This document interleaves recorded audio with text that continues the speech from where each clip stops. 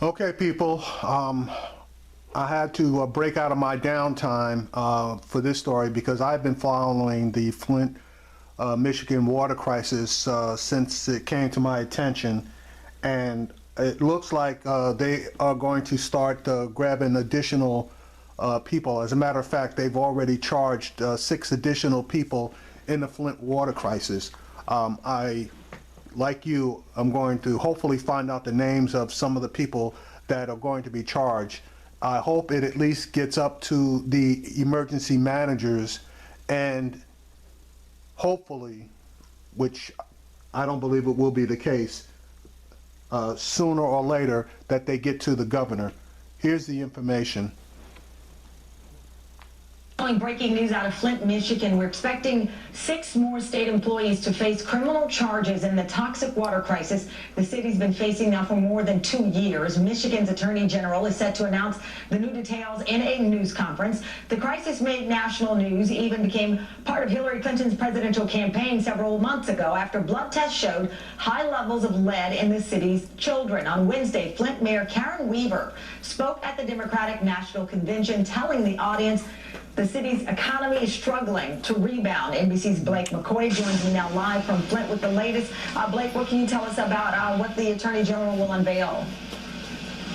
Well, Tamara, we do know that 6 more state workers are being charged. In fact, we've learned they have already been charged this morning. So the Attorney General is now making a presentation of those charges. And we are going to dip in, I believe, into that. Tragically wrong in Flint. Some people failed to act. Others minimized harm done and arrogantly chose to ignore data. Some intentionally altered figures and covered up significant health risks. Two companies committed fraud and were negligent and made a bad situation worse. The result was water was poisoned. And children have been exposed to extremely high levels of lead, which may impede their growth and development for the rest of their lives. Now, some may wish and some may worry that the story of Flint will be slowly absorbed by world events, the 24-hour news cycle, and the short attention span of, tweets and posts. Nope. Not on our watch. That will not happen. The families of Flint will not be forgotten. We will provide the justice they deserve. And in Michigan, the system's not rigged. In Michigan, the system is not rigged. There's one system of justice. It applies to everybody, equally, no matter who you are. Period. Providing justice to families of Flint means accountability. Those who committed crimes will be held accountable. And today we're announcing charges against 6 individuals from 2 state departments, the Michigan Department of Environmental Quality and the Michigan Department of Health and Human Services. Their offenses vary, but there's an overall theme and repeated pattern. Each of these individuals attempted to bury or cover up, to downplay or to hide information that contradicted their own narrative, their story. And their narrative and their story was, there's nothing wrong with Flint water, and that it was perfectly safe to use. In essence, these individuals concealed the truth. They were criminally wrong to do so. And the victims, well, these are real people. Families who've been lied to by government officials and have been treated as expendable, as if they don't count. Well, they do count. And when our investigation is completed and our prosecutions are successful, then accountability and justice will be delivered to families of Flint and to families in Michigan. Now, first, the Michigan Department of Health and Human Services. In July of 2015, the director of the Program for Maternal, Infant, and Early Childhood, Nancy Peeler, requested a report about the blood levels in Flint children. But instead of releasing the report that indicated a significant problem, she buried it and produced a bogus report that she and Robert Scott prepared. The legitimate report went to a state epidemiologist named Corinne Miller, who instructed others not to take action when it was required. And this put children of Flint in the crosshairs of drinking poison. They put the children of Flint on the back burner, ignored them, and ignored the truth about what was happening in the city of Flint. Corinne Miller has since left the Department of Health and Human Services. Nancy Peeler and Robert Scott are still employed at the department. Now, each of these three individuals, Peeler, Scott, and Miller, will be charged with misconduct in office, a 5-year felony, conspiracy, a 5-year felony, and willful neglect of duty, a 1-year misdemeanor. Now, the Michigan Department of Environmental Quality. Leanne Schechter-Smith supervised both Adam Rosenthal and Patrick Cook at the DEQ. Ms. Schechter-Smith served as chief of the Drinking Water and Municipal Assistance Office. She is no longer with the DEQ. Rosenthal and Cook continue to work in the drinking water section of the DEQ. Now, their job was to ensure that the families of Flint had safe water to drink. They failed. They misled health officials, insisting that Flint's 100-year-old water treatment plant, filtering caustic water from the Flint River, was functioning in compliance with lead and copper rules, when the truth was far from that. Ms. Schechter-Smith ignored reports that the plant was out of compliance, lied that the water plant was certified, and deliberately misled her superiors.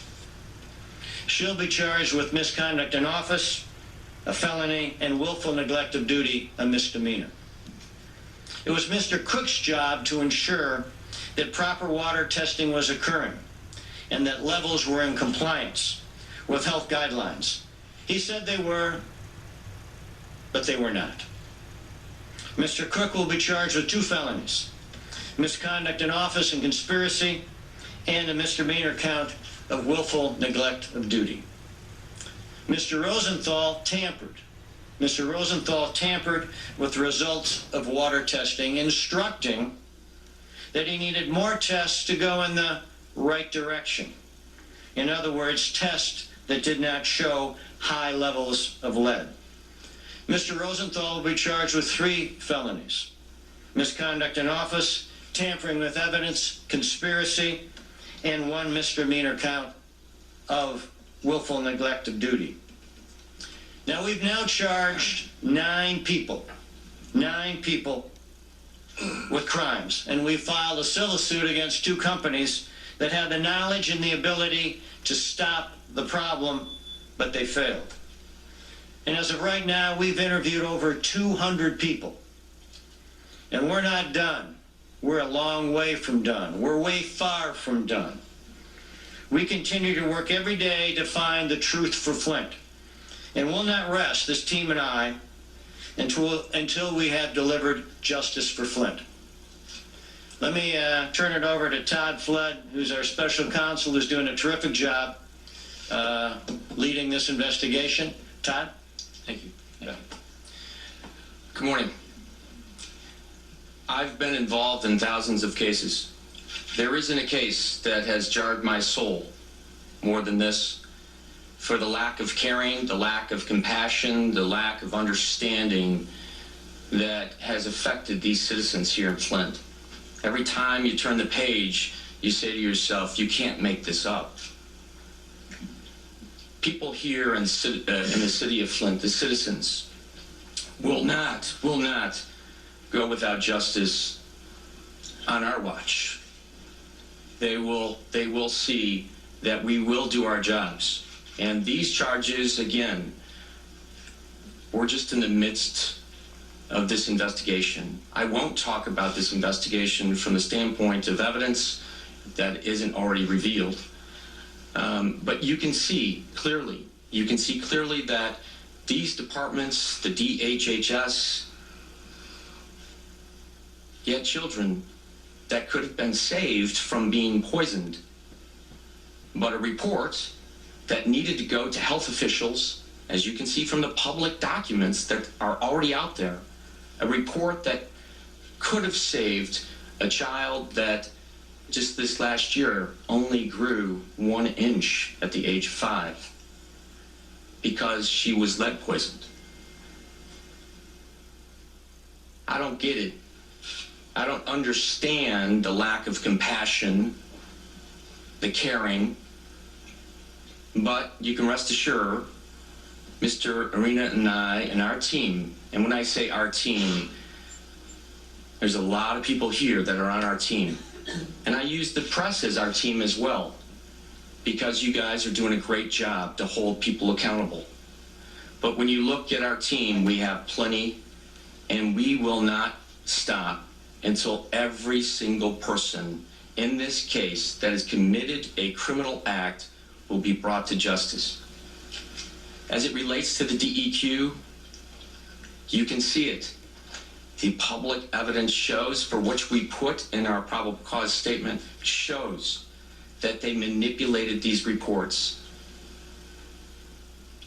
Why? The comprehension of that act for not allowing us to notify the world that there's a problem of poison going in the water, that, ladies and gentlemen, I can't comprehend. Mr. Arena and I will lead this team and make sure that all of these people are held accountable. We heard from Todd Flood, our special counsel. Let me turn it over to Andy Arena, our chief investigator, former head of the FBI in Detroit, and is doing an outstanding job. Andy? Thanks, Bill. Good morning. I want to start off by following up on what Todd was saying, the team. When we talk about the team, it's a lot of people. The relationship we have with Dave Layton in his office and the phenomenal work they're doing, the interaction that Todd's having with the lead prosecutor from that office, the United States Attorney's Office, and the relationship we have with them and sharing. But really, the people here, a lot of our team is here today, the investigators, the prosecutors, they're standing along the wall, they're seated here. Todd is a tough guy to work for and work with. He's a driver, and these people have really responded and really are really working hard. In January, we stood before the press and before the people of Flint and announced this investigation. And we said we were going to get answers and justice for the people of Flint. In April, we announced the first charges of the first 3 individuals. And we told the people of Flint, we're going to get answers and justice. Last month, we announced the civil charges, and we said the same thing. So today we're here announcing these 6 charges, and once again I want to reemphasize to the people of Flint, we are going to get answers as to how this happened, why it happened, and we're going to get justice for the people of Flint. 2 points I wanted to make today. I wanted to talk about the scope of the investigation and the pace of the investigation. These are questions I get a lot from the press. In my 24 years experience with the FBI, I was involved in a lot of large-scale, complex investigations like this, and I've said I think this, at the end, will be the largest criminal investigation in the history of the state of Michigan, and I still believe that.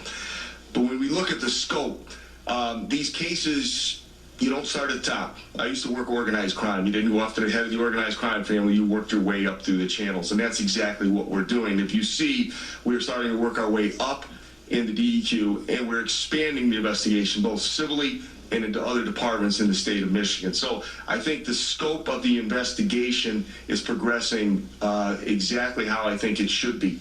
The second part is the pace.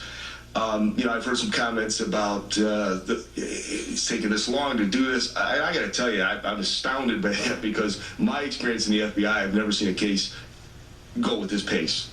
This has gone very quickly, but I want to assure people that we're not outrunning our supply lines. We're moving very fast, but we are steady. We have our balance, and we will continue to do this. And that's really, I think, a testament to the attorneys and the investigators. They are doing a phenomenal job, working long hours, but they're doing this for the right for the right reason. I will leave you with this, once again, for the people of Flint, we will get you answers and we will get you justice.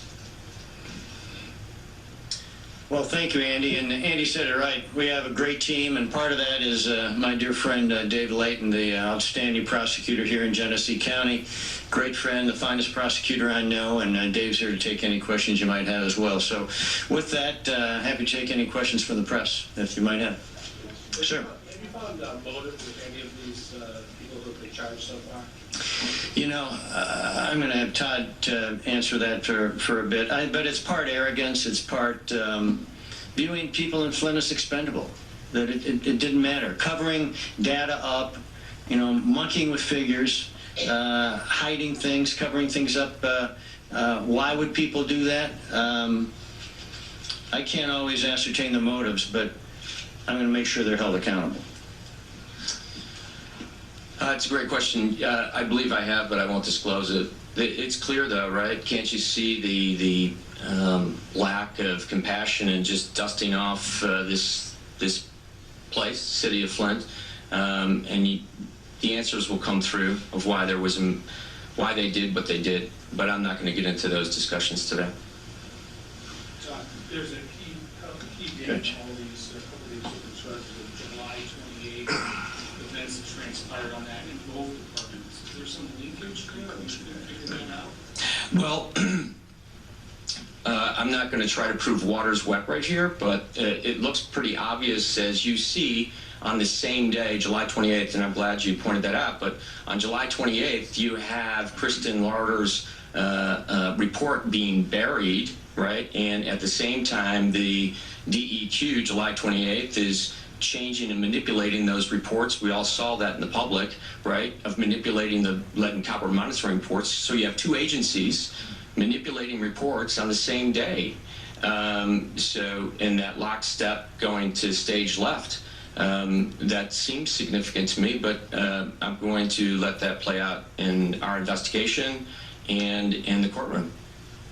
You guys are obviously finding the culprits of all of this. In your investigation, are you finding people that were trying to stand up, that were trying to get the message out there, that were silenced? Can you talk about that? Sure. So you can see that was in the FOIA request by Mark Edwards, and what happened, that triggering event. There are a lot of great people in public service. There are amazing public servants that worked very hard, that have had visceral reactions of being insanely upset about what has happened. So to answer your question, I hope that did, yes. And I would be remiss if I didn't point something out that my brother Andy had. David Layton's office. David is one of the best prosecutors and great friends I've come to love in this short period of time we've been together. But he has an assistant prosecutor who was just in a homicide case for 2 weeks, and Karen Hansen, who took my call every night, even while she was in there. And I have to reach out to her just to say thank you. She's not here today, but she's someone that's working hard on our team. In the green. Yep.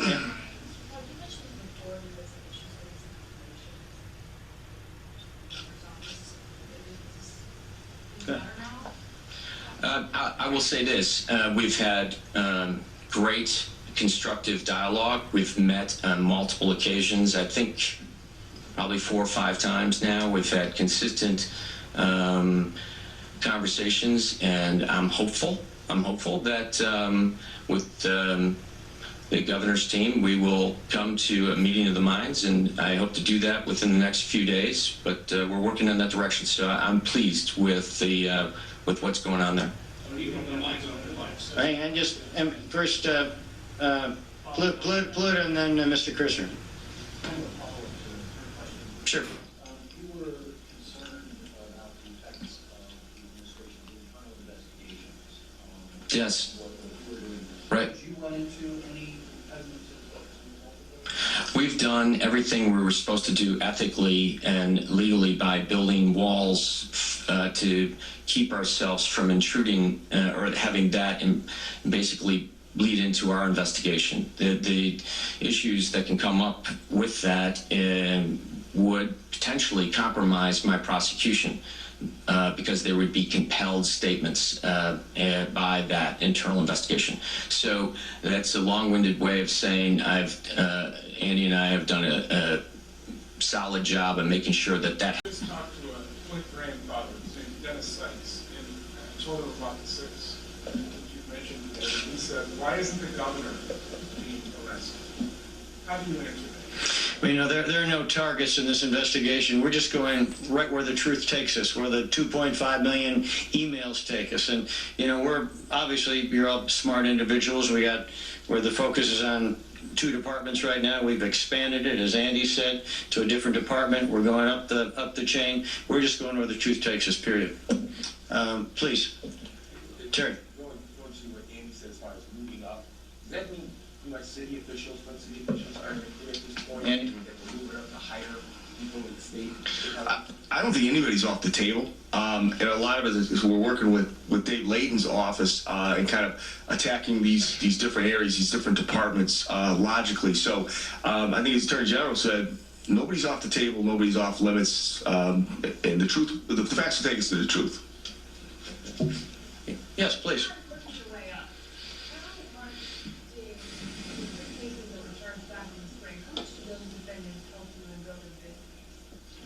Ty, you want to take it? Sure. So I can't get into the specifics, but obviously you saw that we already have a plea from Mr. Glasgow, and he cooperated, and that was placed on the record as part of his condition of pleading. So obviously that's significant, and it's not uncommon for prosecutors, as Andy will tell you and Mr. Layton will tell you, is to work in those directions, but I can't get into the specifics. I can't. Yeah, he isn't as of right now, but that doesn't, I wouldn't lay any stock into the fact that he's not there right now. Yes, please. Was the governor notified this morning that in advance of these press conferences today, and so could you share the answer? No, but yes, he was notified, and we always communicate about things like that. Who hasn't had a question? I'll make sure everyone gets a whack. Oh, I'm sorry, Jim. Yeah. Let me answer it about twofold. First of all of these... This is every time you ask two, but that's okay. That's okay. That's a style of change. Have all of these people been told ahead of today that they're going to be charged with maybe walk-in arraignments? Okay, Tom. Sure. All of the attorneys that represent the individuals have been contacted, and we will make the appropriate arrangements through our investigative staff and Mr. Layton's office to do appropriate turn-ins that will be convenient for the court and our staff. You're not going out rounding them up this afternoon? No, that's not going to happen. No need to do that. You had a second part question? Oh, good. Along those same lines with these employees, it's been discussed here by your team that a lot of these individuals at the city level and the state level have flared up and clamped up, and they haven't been cooperating. And I'm told that in at least one case, a judge had to intervene on an investigative and help someone to tell them to cooperate. Where do you stand on that, in particular, Mr. Layton, with the city of Flint providing attorneys for city employees? Yeah, I will have Mr. Layton answer that second part. The first part is, Jim, I'm not going to, your intel, and I have to applaud you because your skills of being an investigative reporter are very high, but I can't get into those things, and you know that. So I'm not going to get into whatever investigative subpoena you're alluding to or whatever judge may have done something. But Mr. Layton can talk about the others. Here I thought I was going to get away with not having to say anything at this press conference, Jim. We're having ongoing discussions with the city of Flint with respect to that issue. I see some improvement there, and I'm optimistic that it will continue and we will resolve the issue totally in a short period of time. Just to follow up, how many instances have you had with employees and city provided attorneys? You talking 2, 5, 10, 50? I really can't quantify it, but it's less than 10. Any other questions? Please, yeah. Then back. Go ahead. We talked a lot about lead. Has the lead Legionella part of the program started for you guys, or not? I mean, that seems to be, people die. You know, that's 12. part of this. 12 people died. Todd, Andy? That is very much so with Mr. Linton's office and our office. You can rest assured that that is on our radar every day, every single day. That is a investigation that is ongoing, and we have the best experts in the world working with us. And Karen Hansen is working with me, along with the U.S. Attorney's Office is helping us retrieve documents as well. So you can rest assured we have a gentleman, To Morris a news Brown, conference our out of team, Flint, Michigan, where the Michigan officials have announced, the Attorney General, specifically and a special prosecutor, a new round of charges as a result of the Flint water crisis. 6 more individuals now charged with 18 criminal acts. This brings a total of 9 defendants so far. The special prosecutor saying specifically that this investigation has jarred his soul, and what the hours of interviews have uncovered regarding. All right, it looks like we're not going to be able to get any more direct sound from the press conference. So it looks like we got 9 people that are responsible. I'm more interested in them continuing up the food chain.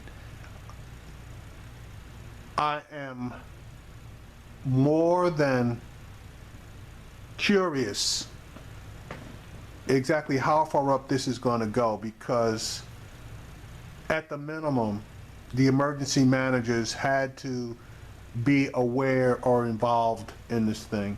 Now, as far as motive is concerned, unless there's some kind of money trail,